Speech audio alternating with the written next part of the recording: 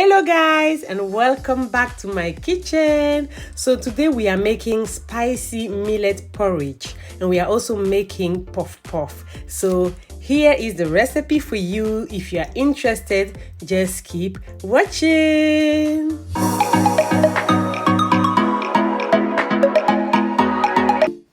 Okay guys, so here are all the ingredients we're going to need, and we're going to need millet obviously, and I'm using the seeds, so I soaked it since yesterday till this morning so that I'll be able to grind it easily. We're going to need some African pepper, is Ghanaians call it wentia, Nigerians call it uda seed, and it's also called grains of selim. We're gonna need chili, dry chili, we're gonna need ginger, we're going to need clove, and here I'm using powder clove, but you can use the whole one, that's completely fine. So here we're going to put everything in the blender and we're going to blend it till completely smooth.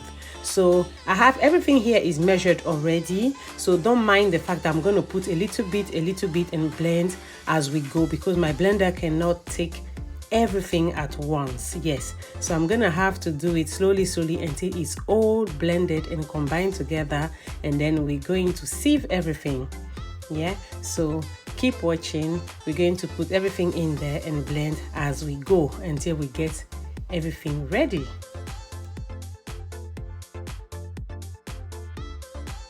Okay guys, so while we are blending and all that, I'm just going to explain that for this spicy millet porridge, you spice it to your liking. So if you don't want it too spicy, you can reduce the ginger or you can reduce the chili and all that. For the ingredients, you're going to have it in my description box. You're going to have the measurement, exact measurement, all the ingredients there. Mine is quite spicy, so if you don't want it that spicy, the measurement you're going to see in my description box, make sure you just reduce the chili and reduce the ginger as well. Yes. Okay guys, so here what I did was, when I blended everything, I filtered it, I strained it. Yes, I'm using water to rinse the blender because I don't want to leave anything behind. And yes, I filtered it. What I did here, I strained in 2 steps. Yes, I strained it twice. So I strained it first with a strainer that has big holes. Yeah, the holes are not that fine. Yeah, they're quite small but not fine. Yes, so yes, just remove some of the millet. I rinsed it very well, and then I'm going to use a cheesecloth to strain it a second time, just to make sure that it's very well strained. So yes, let's just keep doing it.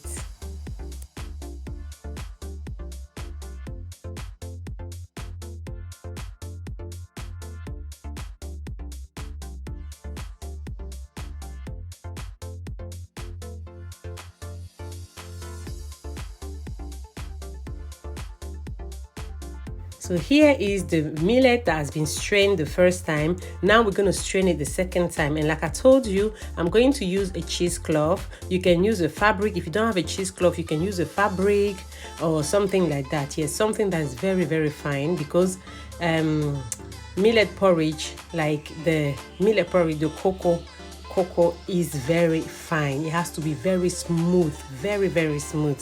Yes, so this did a very great job. If you don't have it, just get a normal fabric that will do the very good job as well. So this is what I got, yes, from the cheesecloth. And this millet that I just put aside, that I got from the cheesecloth, I'm still going to rinse it. I'm not going to throw it in the bin. I'm going to rinse it and strain it again. There's still something in there. I really don't want to waste it. So yes, I did rinse it and strained it again. And yes, look at that guys, look, I was right to rinse it again because there was a lot in there. So here it is. I poured everything in that plastic bowl that you see there. I'm going to cover it with a plastic film and allow it to rest on my counter table until the next day. You have to allow it to ferment 24 hours at least overnight. Yeah, so look at that. This is the next day. Look at the top of the water. You see all that bubbles? That shows that it was fermenting nicely, and that's what we want. So we're going to separate the water to the paste. Yeah, we keep the paste on one side and put the water on the other side, and now we're gonna mix it nicely. There's a bit of resistance at the bottom of the bowl, and that's due to the ginger. It's the ginger that does that. Yes, because I did put quite a lot of ginger in there because that's what I wanted. So there's a bit of resistance, so you have to mix very well and carefully as well. Look at that. You see what I'm talking about? Yes, it looks like corn flour, but it's not corn flour. It's coming from the ginger. So we're gonna try and mix it until it's completely smooth and well mixed, and we're gonna serve in bowls. What I did made a lot, and I did that on purpose because I don't want to be making it all the time. So I'm going to serve in small containers, cover them and keep them in the freezer. Yeah, so that anytime I need some hausakoko, I can have some spicy millet porridge. Yes, Ghanaians call it hausakoko, and it's called spicy millet porridge. That's the actual English name. So what is left in the bowl here, in the plastic bowl here, is what I'm gonna make now. Yeah, so the water I use to mix it is the fermented water, because don't forget, we're not discarding the fermented water we got. We are keeping it because this is the water we're gonna use to cook the millet. Yes, so here, this is what I got. I got four containers full of hausakoko, and this serves 2 people, just me and my husband, because it's very spicy, so my kids won't be able to eat this. Yes, and I made some plastic bags of the fermented water that will go with the hausakoko as well, and I'm going to freeze this for any time I need it. Now we're going to start doing the puff batter. Yeah, and so that we can allow it to, while it's rising, we can cook our cocoa. Yes, so here we're going to need flour. The ingredients will be in the description box. Everything we need will be in there. For my puff, one thing I do, I mix the flour, the bread flour with the cake flour. Yes, I mix 2 flours. Yes, so just have a look at the description box. You're going to see everything in there. So I'm putting my flours in the bowl. I'm adding the sugar. Now I'm going to add the salt, and salt is not too much, just a pinch of salt that I'm adding here. And I'm going to add some nutmeg, just like a teaspoon of nutmeg or more if you like. I'm going to add as well some yeast, and the yeast I'm using is the active yeast. Yeah, the instant yeast, so you don't need to proof it. Yes, it's already done, so you don't need to proof it. And make sure when you add the salt, put the salt on one side, and if you notice, I put the yeast on the opposite side, because if you put them, if they touch it over, it's going to deactivate the yeast. That's why I did it like that until I mix it. Now I am adding the vanilla bean. There were barely anything in there. It's already finished, so I'm gonna pour everything in there. It was roughly a teaspoon, yeah, something like that. So I'm gonna mix it now, yeah, and I'm gonna add some warm water. I'm gonna use warm water to make my batter. Okay, so after adding the water, I'm gonna beat the dough until I am satisfied. I'm gonna beat the dough for, let's say, 5-6 minutes, something like that. Yes, it's a lot. Yes, it's very tiring because my arm hurts when I do that. It's not easy, but yes, it's very much needed, because this is how you're gonna get a nice dough. It's gonna rise very well, and also you're gonna get a nice puff texture, and your puff is gonna stay nice, smooth for a long time. It's not going to harden, like if you have not eaten it till the next day, it's not going to become hard or something like that. It gives you a nice texture. Yes, so this is what I was looking for. Look at those bubbles. Once I start noticing that it's bubbling up like that, that's when I stop beating the dough.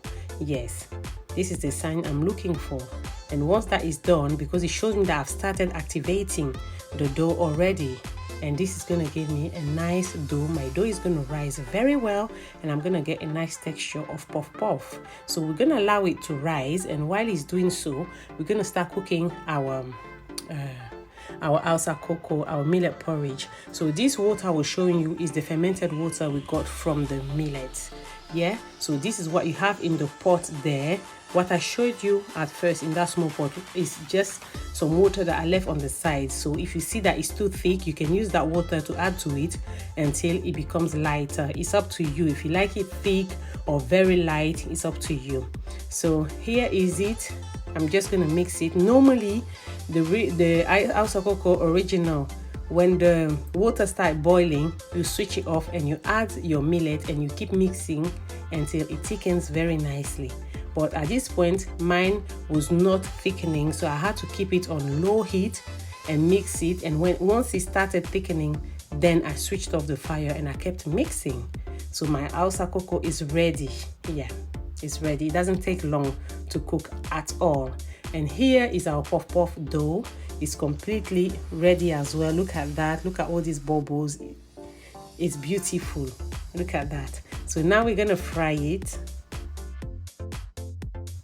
If you have any questions or if there's something you don't understand, please do not hesitate to ask me that question in the comment section, and I will try my best to answer you or to explain anything that you would like to know in the comment section, or anybody that comes around that have the answer will give you the answer.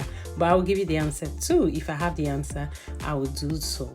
Thank you very much. And look at that, everything is ready. My hausakoko, my spicy millet porridge is ready. This is very good for if you have sore throat or blocked nose. It's very spicy. It will heal you like in less than 2 days. Trust me. And this is the puff puff. Thank you so much for watching my video. Don't forget to like and subscribe, and see you in my next video. Bye.